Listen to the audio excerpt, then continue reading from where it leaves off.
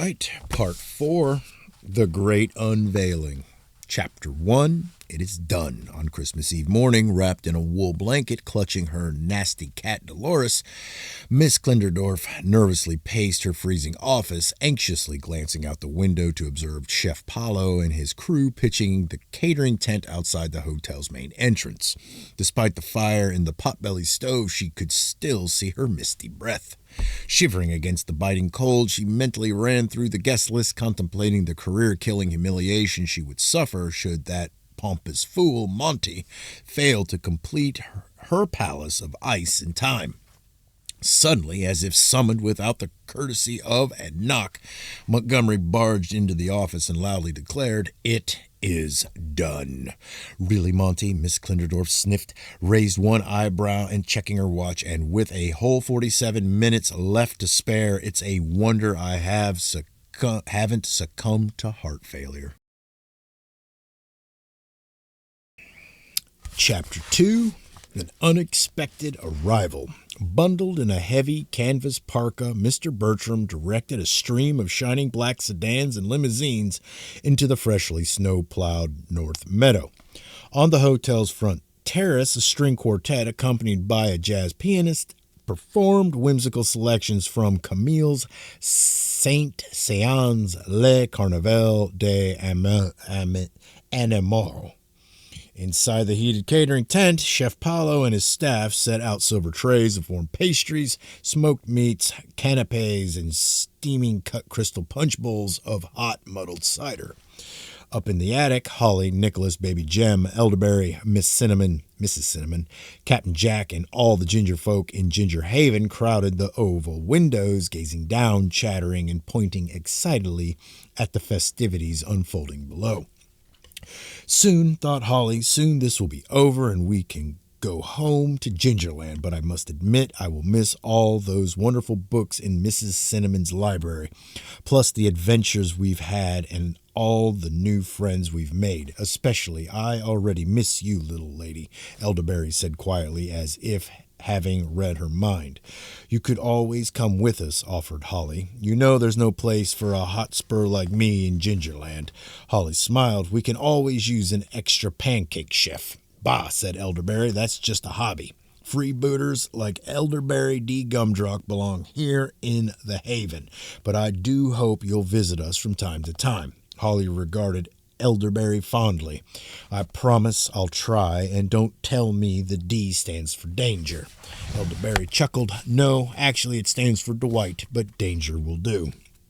Down below, brightly chattering, well-heeled swells bundled in beautifully tailored overcoats and luxurious mink trudged up the frozen gravel drive.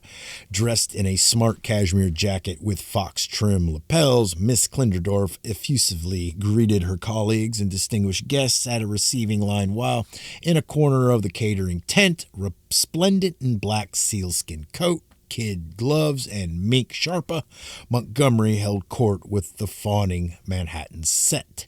At noon sharp, the tower bell chimed the hour. Mrs. Klinderdorf mounted the steps and turned to the crowd as the quartet fell silent.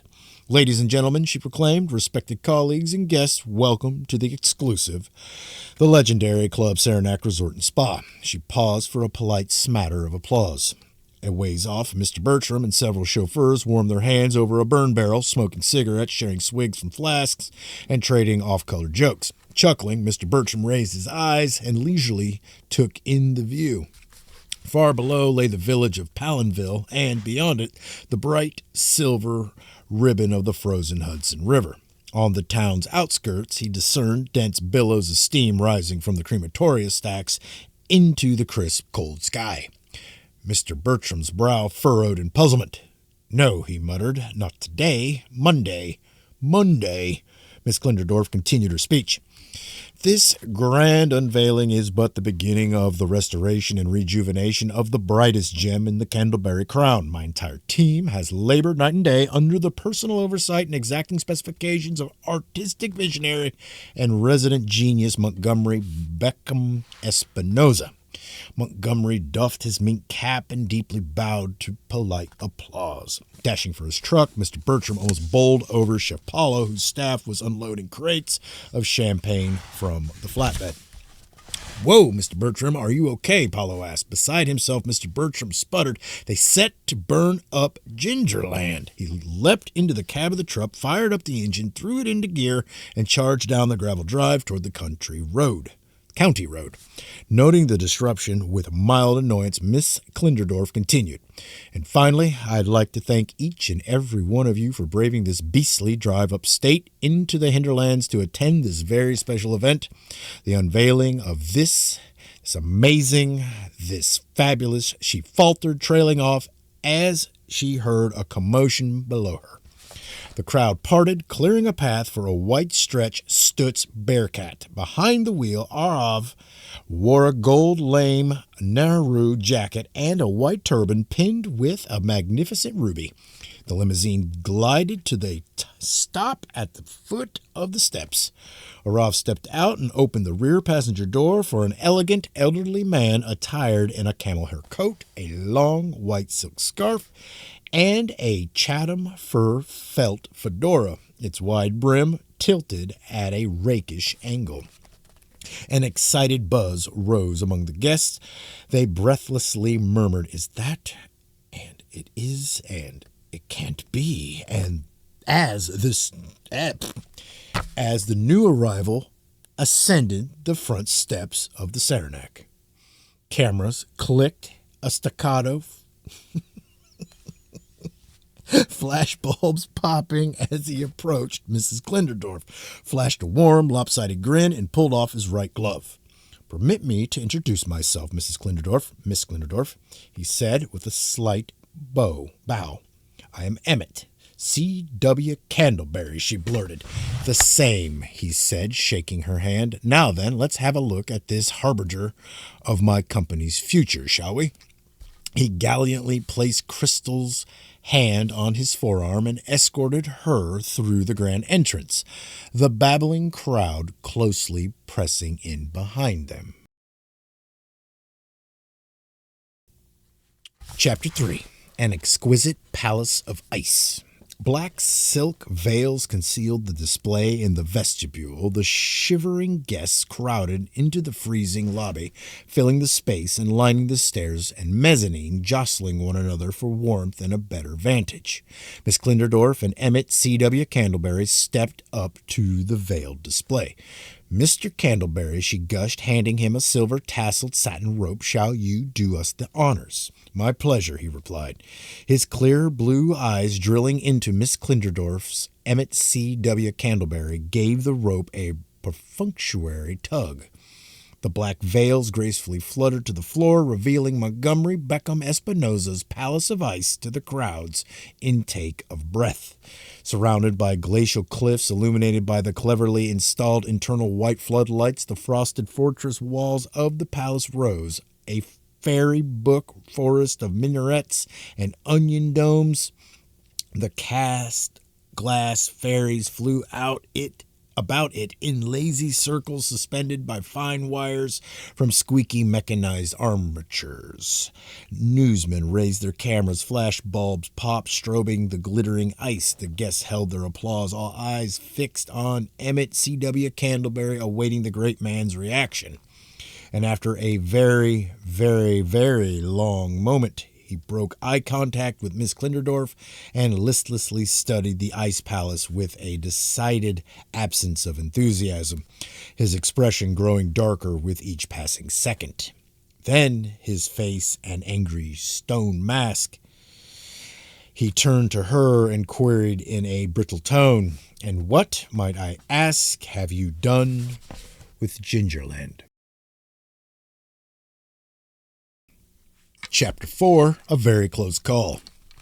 Mr. Bertram swerved the flatbed through piles of junk, skidding up to the front entrance of the corrugated steel building that housed the incinerators. He leapt from the cab and shouldered opened the front door of the supervisor's office, finding the general manager, Lyle Saget, seated behind his desk, cradling a mug of hot black coffee in his gloved hands as he listened to the Melody Ranch Christmas Eve Jamboree on the radio.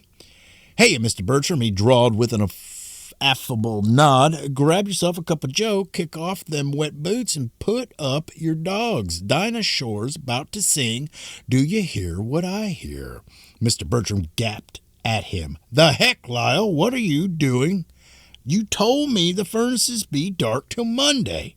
"Yes," said Lyle, "but that was before Rudolph's red-nosed Christmas trees decided to call it quits early for the season and dumped 4 whole truckloads of his remainders on me.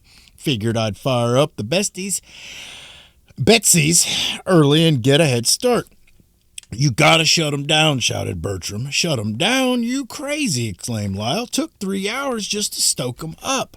Suddenly there was a loud, echoing clunk followed by a grinding hum as the machinery inside the adjacent crematoria clattered to life. "Cripes!" cried Mr. Bertram, bolting from the office. Upon entering the main floor, he saw the crate containing Gingerland inching up the conveyor belt towards the gaping mouth of the incinerator. Clawing his way over stacks of dry Christmas trees, Mr. Bertram sprinted up the conveyor and seized one corner of the crate, pulling with all his might. He shielded his face from the blistering heat as it reached the apex of the ramp and teetered precariously in the hungry maw of the open furnace. "Please help me," Bertram muttered through grit teeth. "Someone please help." Suddenly, a dozen strong hands seized the crate, and with a collective grunt of effort, an unexpected group of saviors joined Bertram to haul Gingerland back from the jaws of the inferno, sliding it down the conveyor ramp to safety. As Lyle shut down the machinery, Bertram gazed in shock at Chef Paulo and 6 of his stoutest bakers. "Are you guys nuts?" Lyle hollered. "You all could have been broiled alive." Breathless, Paulo grinned at Bertram. An ironic end for a master chef, no. Face smudged with soot, Bertram nodded and said with profound relief, "Buddy, that was too close." Chapter 5. Prudence Whitmore, Undercover Detective. It was late in the evening before everything was put right at the Saranac Mountain House. Once all the swells had been politely sent on their way, Arav radioed a crack team of forensic accountants standing by in a van down on the county road. They raided Miss Klinderdorf's office and made short work auditing her books, discovering hundreds of glaring discrepancies and misallocations, including her ruthless plundering of the Mohonk Mountain House Employees, Widows, and Orphans Fund. Detectives arrived and served Crystal Klinderdorf with multiple arrest warrants, charging her with grand theft, larceny, and attempted vandalism. As for her accomplice, Montgomery Beckham Espinoza, whose legal name, according to his New Jersey state driver's license, is Melvin Lee Pusser, he was charged with fraud and larceny for grossly padding his invoices. The Ice Palace was dismantled and transferred to cold storage to be held as Exhibit A in the pending trial. A female detective approached the suspects. Montgomery gaped at her and sputtered, "Portia!" She smoothly corrected him, flashing her gold badge. Prudence Whitmore, Undercover Detective. We've had our eye on you for some time, Melvin." Crystal glared at him, repeating the name with a tone of utter revulsion. "Melvin." Montgomery narrowed his eyes. "Do you dare?" Crystal Klinderdorf and Melvin Lee Pusser, a.k.a. Montgomery Beckham Espinoza, were then read their rights, handcuffed, and escorted to separate squad cars. Clutching Dolores seated in the back seat of a black and white, Miss Klinderdorf watched in sneering disgust as Chef Paulo and the kitchen staff reverently carried Gingerland up the front steps to restore it to its rightful place in the lobby under the moose antler chandelier. "Gingerland," she uttered in a voice dripping with venom, her face sliding into its most gargoylish state possible, her head abruptly snapping back against her seat as the squad car hastened to deliver her to the Huskow.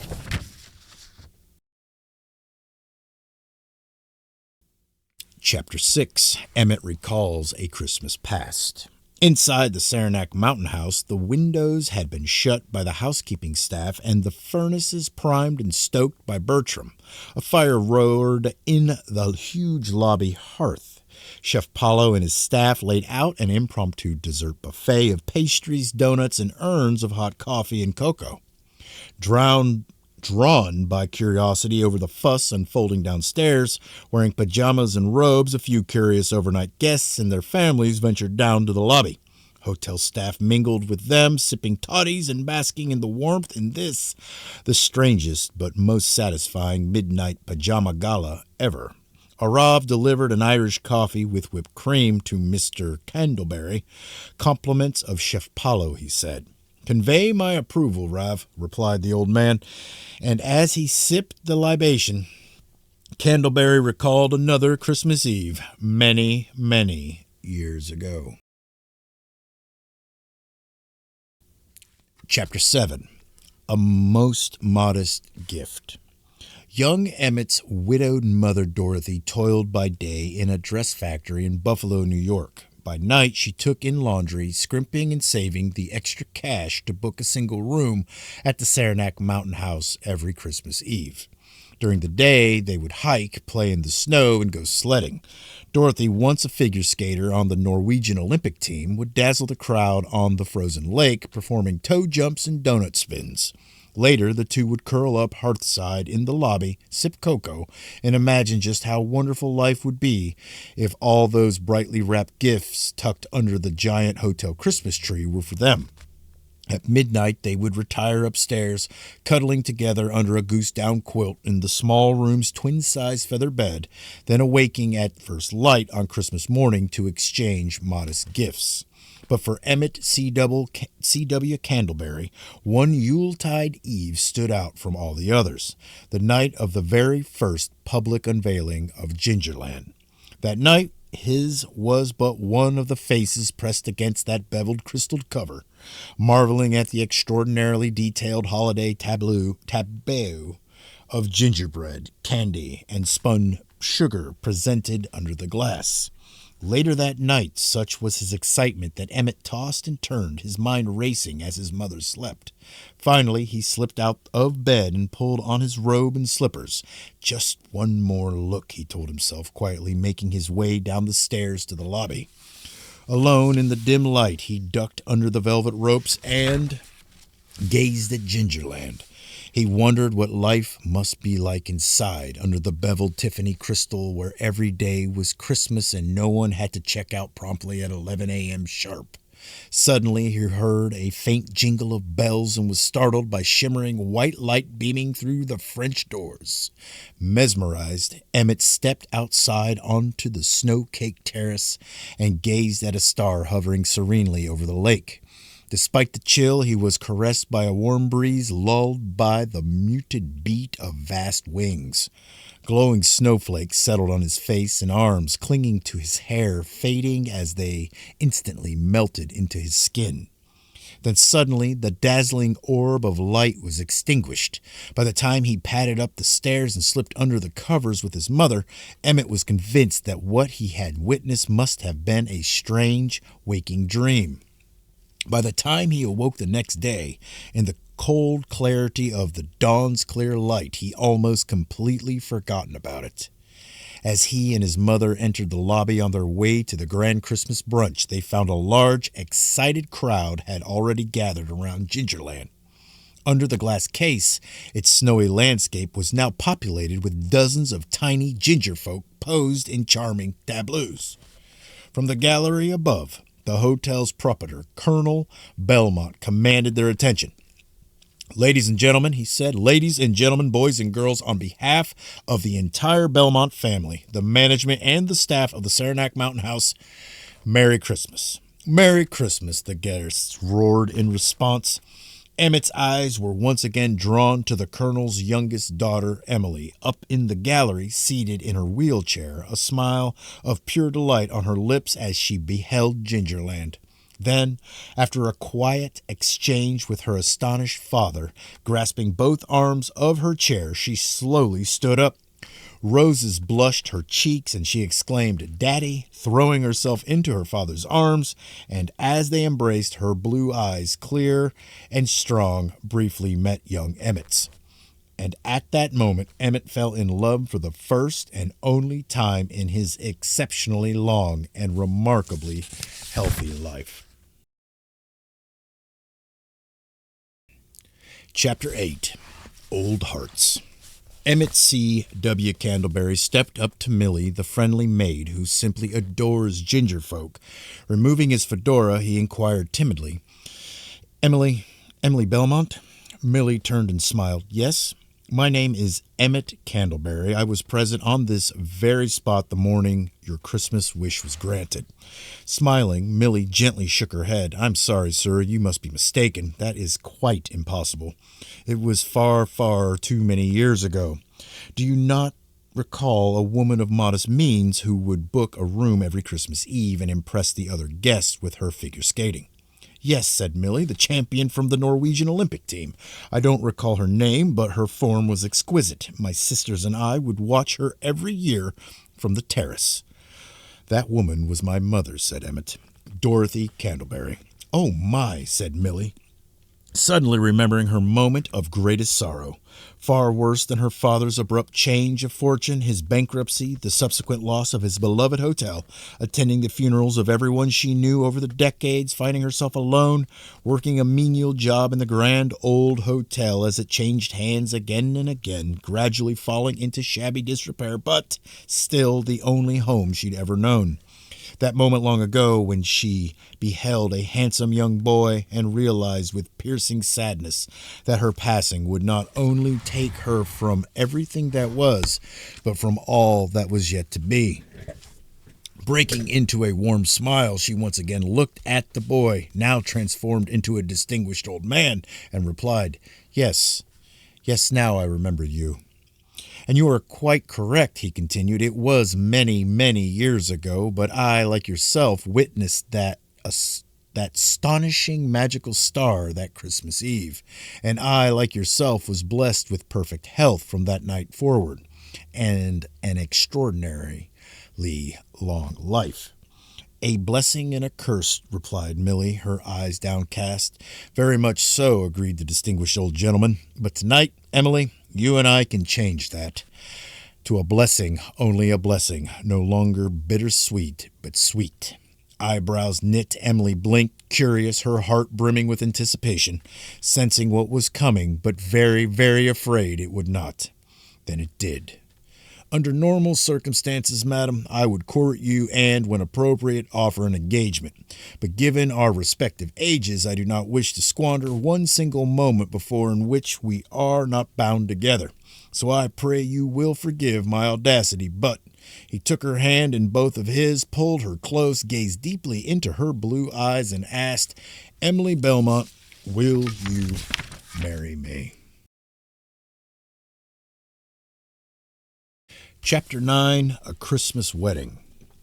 The following evening, the hotel staff and guests gathered in the charming mountain house chapel of the Bluebells. Many were astonished to note that an entire section was reserved for the ginger folk of the Haven.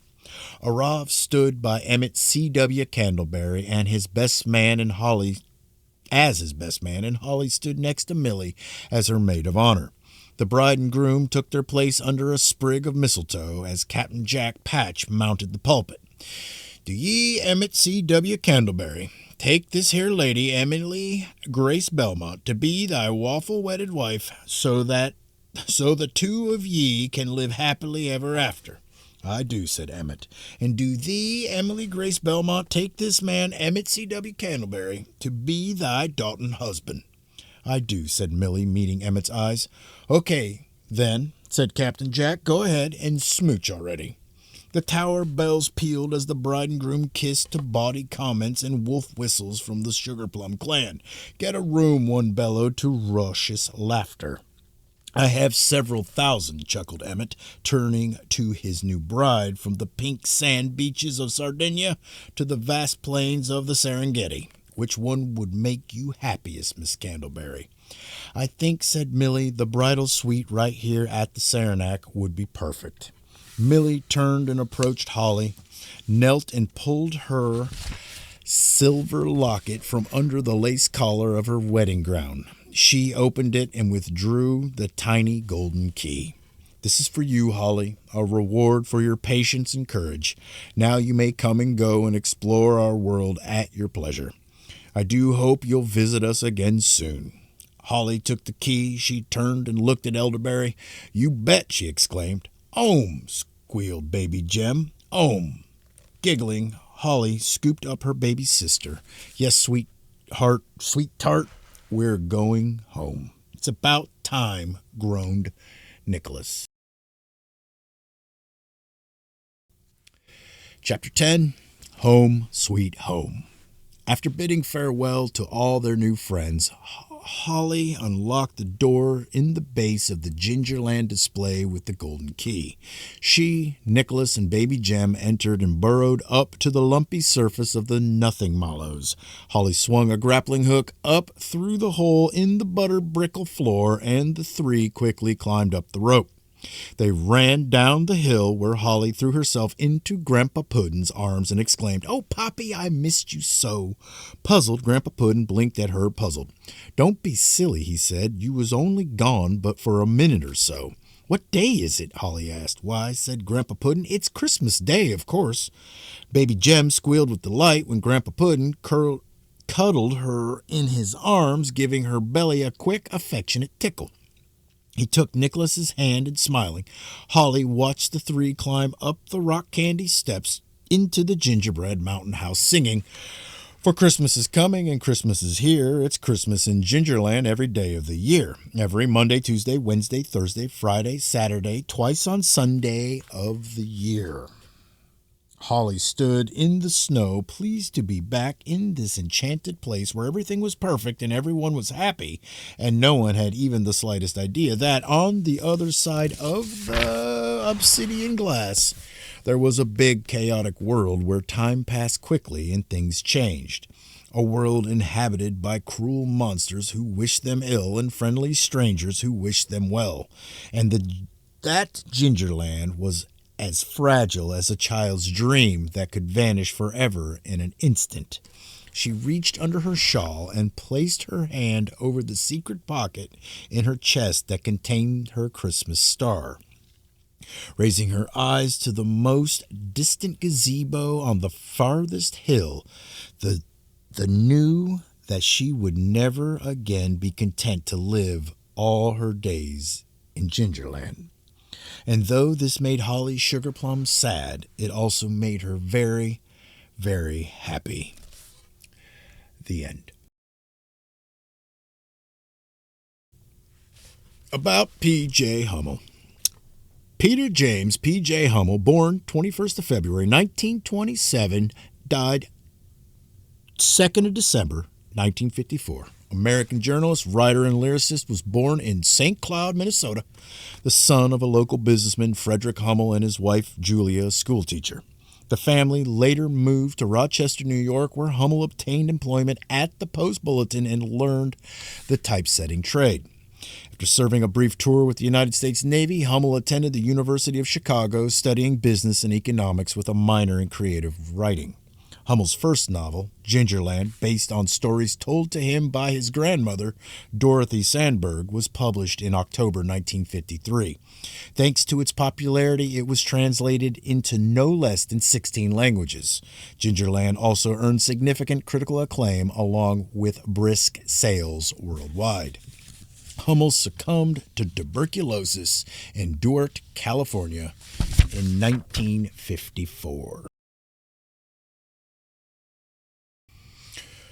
The author wishes to express his sincere gratitude to the following individuals who generously supported the creation of Gingerland: Aria Antonazzi, I can't say that name, Anton Azzi, Paul and Jane Athanas, Hilary Bibakoff, Melissa Carey, Bo Carson and family, Nicole E. Castle, Marion DeLand, residents of Diaropolis, David Gutierrez, Amelia Hamilton, the William Knopf family, Mike Lerman, Roberta Maloney, Cole Payne, Jeremiah Rickert, Heather Vogel.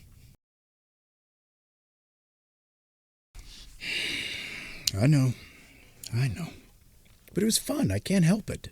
I'll probably do it again next year for something totally different. But hope you enjoyed it. It really was kind of fun. I'm glad I hit my deadline. Like I said, it's nothing crazy. But I'm glad I did it. So, as I said before, I'm not good at the monologuing and all that. So, yeah, just have a Merry Christmas, and I'll see you around.